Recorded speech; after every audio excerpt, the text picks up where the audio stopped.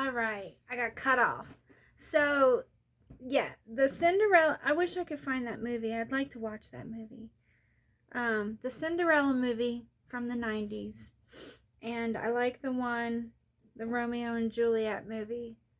Um, those are two really good movies that came up the past couple days that I think would be probably some keys found in there. So this is the part 2 of the countdown to destruction. So the thing was with these things that I'm battling in my life was just like true twin flames do.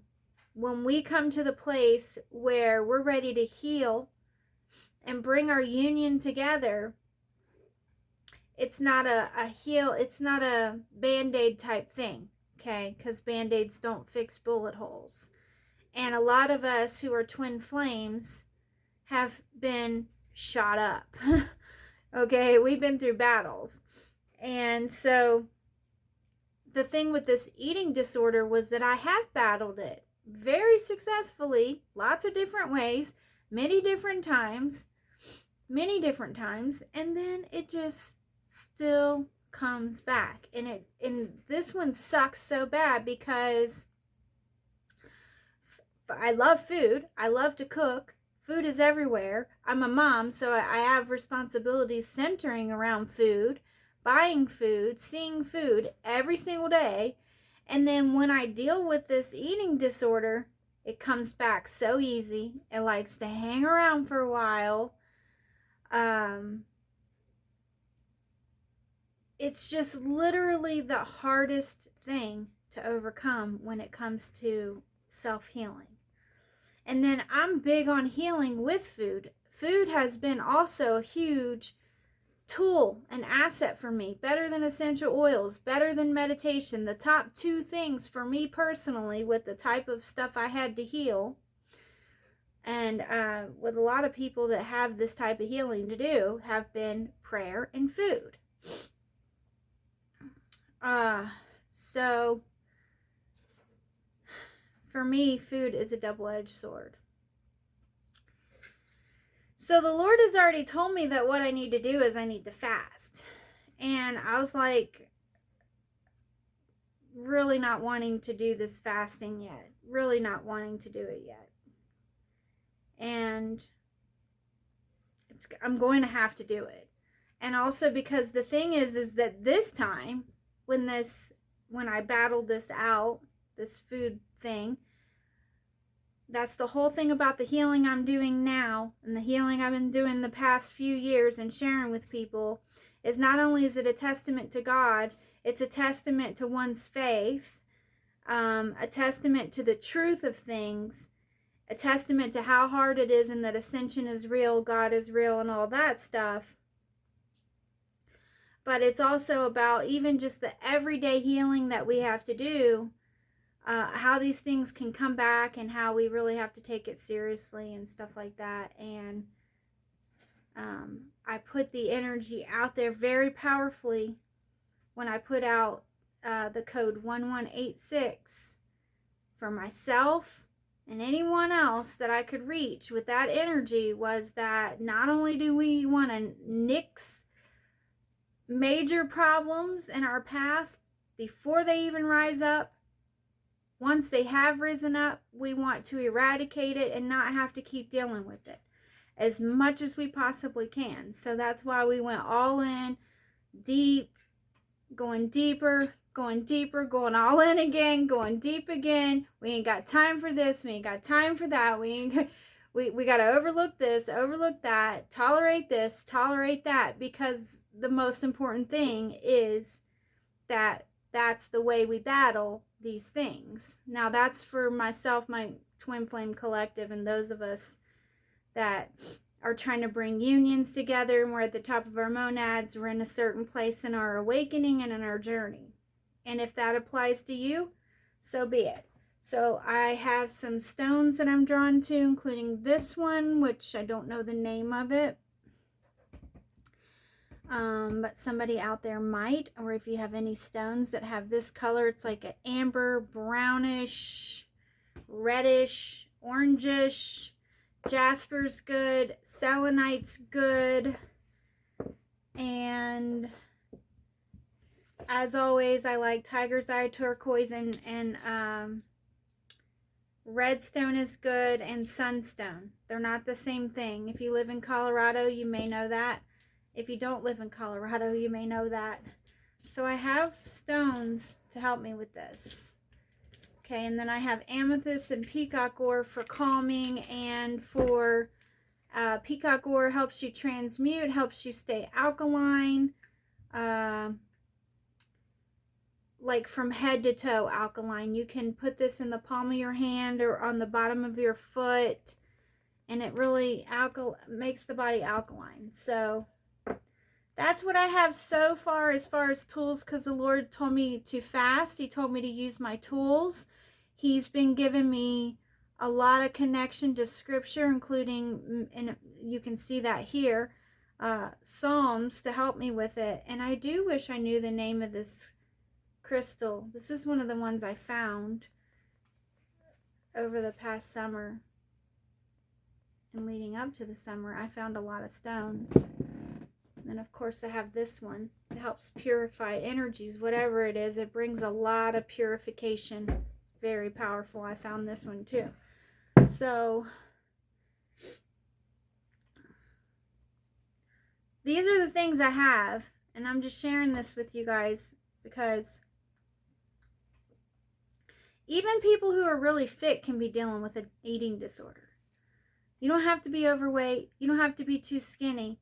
Some people work out too much. Some people focus too much on diet and food. Some people deprive themselves. See, I've done it both ways. I go overboard with food, and then I've been through periods where this eating disorder hits me and I deprive myself. And then I binge. But I didn't go the anorexia route, but some people used to accuse me of being anorexic. I wasn't anorexic, but I would just go on these little binges. So if I'm just being honest and I'm just being clear, you know, that's what it's all about for me here. And I do appreciate a lot of the energies that don't belong and the negativity, especially coming from the internet.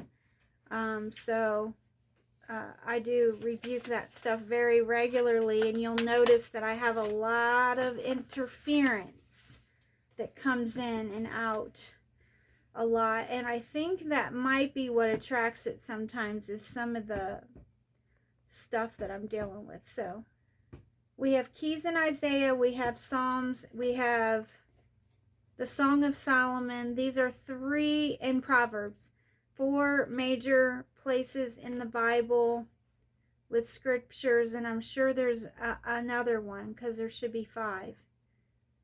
I think Numbers is the other one. I don't know why, but I think Numbers is important at this time. The book of Numbers. Yes? Is it okay if I could take out all the bags out of this for a craft? Mm-hmm. Okay. So if you look in my playlist, you'll find these scriptures. If you listen to my videos, you'll find these scriptures. And if you notice, they've been on YouTube as well. If you have a Holy Bible, pull out your Bible, jot these scriptures down. Pay attention to them, say them, write them down, take them with you places. Things like that. If this is speaking to you and you can identify with this, and some of you might be eating out of emotion. It could be out of habit. It could be out of both. It could be that you deprive yourself because you're punishing. It's a form of self-punishment. Some people just deprive themselves, and then they pride themselves on the fact that they deprive themselves. You have people who feel worthless, who overachieve, and they do that till they can't do it anymore, and then they fall into this slothiness. They're very sensitive and intolerant, and take on a narcissistic type of personality. If they see anything around them that they consider lazy or slothy, They can be very hard driven and at the same time possessing the same qualities of which they don't like in others, you know. So this is really a hard one to overcome, and it's more common than people realize. So the last two demons that I covered are very important demons that we want to, on the personal, individual level, battle and deal with through powers and prayers and everything. That way we can start the new year with a fresh start. And this can help us put together our goals, our new goals for the new year, goals within our sacred union, and overcome the things that keep getting us stuck or that could get us stuck. Because we have to remember that too. Some of this stuff, it's not necessarily that it is happening, but it's happened before, or it could potentially happen again, or it could potentially happen to your children. So anything that could potentially rise up that would affect you. So if God's getting ready to bless you with a lot more wealth, worth, and prosperity, and you have this yoking going on, or this lack of yoke, whichever the case may be, pay attention, because you don't want to get down the path and be doing good and get knocked back off your kilter again, or waste or misuse your prosperity, you know. You don't want to fall back into the same mistakes or other mistakes, because this energy also centers a lot around finances, this particular energy, and it helps to strengthen the root chakra too. So a lot of red foods, a lot of grounding exercises, deep breathing exercises help, and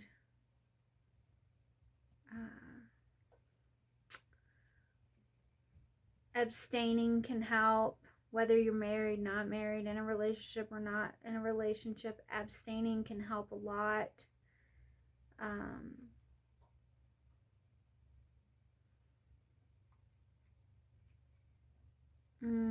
Literally doing meditation and exercises and deep breathing while sitting in that position is very helpful if you can do that every day. So a lot of times I'm all about sun gazing.